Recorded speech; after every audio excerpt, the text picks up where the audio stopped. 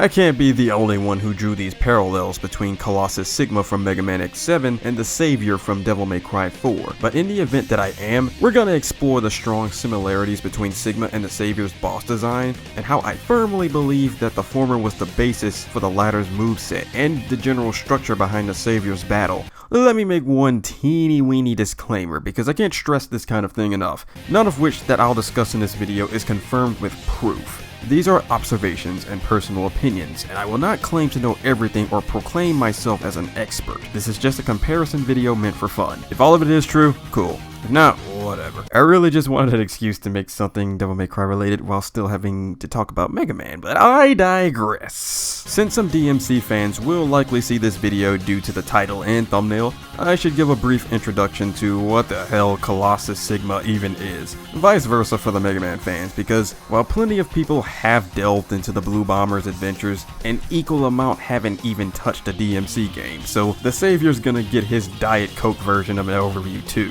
Colossus Sigma is the final boss of Mega Man X7, which is a notoriously bad game in almost every aspect, by the way. Just figured I'd mention that early on before anyone thinks I like this game. It's one of Sigma's many bodies throughout the entire X series. This dumbass figured, maybe if I just get bigger, with each return I'll kick X and Zero's ass, right? Right? So in X7, he just turned into a mega deity to compensate for something. Then in X8, he regained a functioning brain chip and realized size doesn't matter. But anyway, X7 ain't all that deep, folks. So yeah, let's break away from the Virgin Sigma and head over to the Chad Savior in all of his majestic glory. I'll avoid details to stop myself from heavily spoiling anyone who eventually wants to play this game, but the Savior is basically a living demonic statue molded into the likeness of Dante's father, the revered Dark Knight Sparta, though it can't complete its ascension to living status without engaging in some good old vor. Okay, not technically, but come on. It's Devil May Cry. If this isn't suggestive enough, I don't know what is. Anyway, enough of the diet versions of introductions. Let's dive into the boss design of these two colossal giants and start drawing those parallels. We'll use Colossal Sigma's moves to start off with so it can smoothly transition to the Savior's, all to truly see the similarities back to back. But before we get into the actual attacks, let's address the elephant real quick.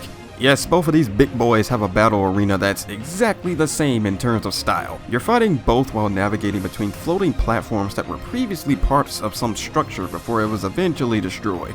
Even though Sigma's was way more ambiguous and just jumped straight to the arena with no build up, it's just that Sigma's limited to not even a dozen platforms while the Savior spanned dozens that circulate him. We'll delve more into that later though. Colossus Sigma's most basic attack is his silly and quick Falcon Punch that locks into your current position after him dashing in from the background.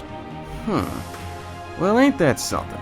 Isn't that almost exactly the same as the Savior's Chad Punch? Granted, the Savior is much more fair and animated with his punch and gives you choreography in the form of a wind-up before going in for the lunge. Despite it still being easy to dodge and predict, Sigma's is much more lazy and tries to go for the "ha, gotcha bitch" approach. Though, let's be honest, the only people who actually get hit by this are those who forget the dash button exists. Well, that and there's an exploit with the platforms that completely dunks on him, but this isn't a strategy guide, so moving on. Sigma's next attack is one where he teleports closest to you and unloads fiery spears from his mouth that also lock into your current position. Well, looky here. Sure, the Savior isn't being kinky by using his mouth, but that looks scarily similar to his barrage of fire spears that lock onto your character's position. One of the big differences is that he's not a total moron and doesn't allow you to redirect them like old baldy spears. Speaking of projectiles, here's one that's just straight up note for note in the move's function. Sigma spins to win and launches 4 spears that scatter before impacting multiple sides of the current platform you're on. The Savior's quite literally copying this with his blue spears. It's just that he's not spinning around like a jackass.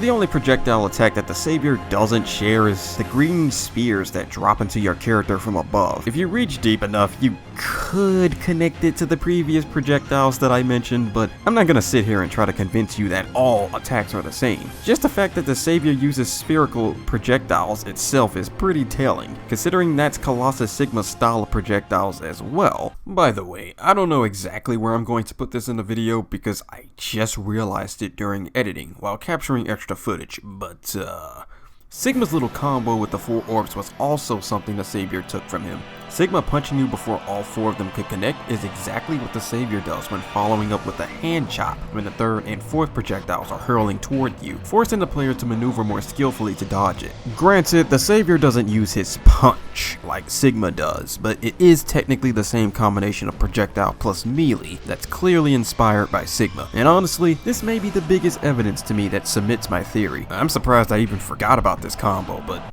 then I remembered this is Mega Man X7. I probably forgot it on purpose. How about Sigma's laser belt thing? Notice how it moves horizontally. The Savior's big old Giga Laser is a slow traveling one that also unleashes horizontally. The difference here is that unlike Sigma's, it doesn't travel back and forth. The laser is also far more deadly than Sigma's damage-wise, which will at most give you a boo-boo. By the way, if you've enjoyed this video so far, please press that watered down looking, I mean, beautiful thumbs up button so it can spread to the right audience it deserves. So, here's my theory. Colossus Sigma was used as the basic skeleton for the Savior's boss design. Then they rolled with the concept to expand it to make it its own identity. Of course, the Savior's attacks look much more animated and has its own unique moves, such as having more diverse melee instead of just one dumb punch. Plus, it's a stark contrast to PS2 and PS3 era. Granted, X7 didn't exactly push the PS2 to its limits, but obviously the Savior has the advantage of being on stronger hardware and can improve upon what they tried to do with Sigma, if my theory's correct. Hell, stepping away from graphics and stuff, even the whole concept between them feels the same. Colossus Sigma raises from the earth like he's goddamn Buddha, while the Savior is quite literally a living statue feigning god status. Not to mention the word Colossus itself can apply to the Savior. That had to be more than a coincidence. It's like Capcom took one good look at Sigma during development of DMC4 and was like, yep, we fucked up. Then revisited the idea to correct that mistake of a final boss, and to a mostly successful revision. Granted, I know a lot of people hate the Savior fight, and I mean, hey, if it was based on Sigma, that is one hilarious coincidence because the foundation itself was flawed. And to be fair, the Savior itself does have some design flaws that make me scratch my head sometimes. But when you look at it objectively, the Savior took a shitty boss design and made it into a more polished turd that's more fun once you learn how to fight it. The fight is much more interactive compared to Sigma, who you're really just reflecting his attacks back at him and a lot of waiting if you're not exploiting him. The Savior coerces you to stay in constant movement, to make your way to the devices that can stun and to destroy all of his weak points, and using his own melee against him to climb on his limbs is a far more interactive experience. This is kinda how I envision Colossus Simba. I was about to say Colossus Simba. This is kinda how I'd envision Colossus Sigma to work if X7 had a remake, though I'd still like for them to improve the formula. The second phase of the Savior will honestly drag on if you're not good enough to exploit the HP melting techniques, and I personally didn't like that about it. The Angelos distracting you and also throwing off your lock on to the weak points was also kinda horseshit. The minions really didn't need to be there, especially when you can completely ignore them and be just fine. But regardless of all that jazz, I'm subscribed to the idea that the Savior is Colossus Sigma 2.0. I mean, this is Capcom we're talking about here, people. The amount of references they pack into the Mega Man and Street Fighter games alone should be telling. They love to milk the Hadouken and Shoryuken in Mega Man, as well as other references to Street Fighter moves here and there. Hell, Strider is like their love child on the slick with how many of his moves are entirely the basis of Zero. Don't even get me started on how embedded he is in the Street Fighter lore now. Pivoting back to DMC, the very concept of Dante obtaining new weapons, aka the Devil Arms, or Nero acquiring new abilities for his Devil Bringer after a major boss has Mega Man written all over it.